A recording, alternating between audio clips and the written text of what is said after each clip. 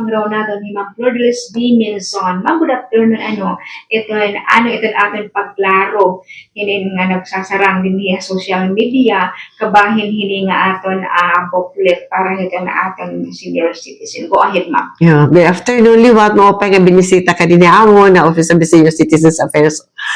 Ini na ba't nga pa kini nga nagsasara nga issue ha social media baga napabara ko kini ka ini nga booklets mga daan naman ini nga maging issue namon na senior citizens yan na may bago kami nga design pero maray pakahatag pero iba na lot ini nga amon design kay kuan di rin man lang kami sayan baga hanhad to may mga suga dito nga previous design kay all over the country nakita man kita mga tarpaulins may mga bida-bida gyap dida so yan na wala na kami ito yan nakibagutam design nga igahatag hitbagen so eksakto lang liwat may adaya na directive nga importante ganan DILG nga di bawal na god hini nga mga magbubutanghan era mga nawong di dahito nga mga tarpaulins kung ano lang nga era i-disseminate nga era mga programang gobyerno.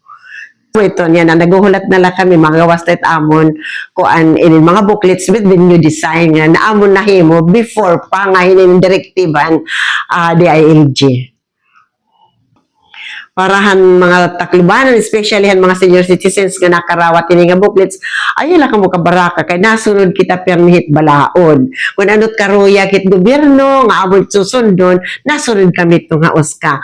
Katapos ito liwat it Office of the Mayor ginpapa-implement gulat ito namon kay budako it amon close coordination with the Office of the Mayor because we are under the Office of the Mayor. Kung ano suggested Office of the Mayor nga maupay we follow always. Katapos kami liwat na suggest kami to Office of the Mayor na amoy na sugaron amoy to ba eda kami close coordination kay nasupport gud amon Mayor programa para senior citizens han Tacloban City.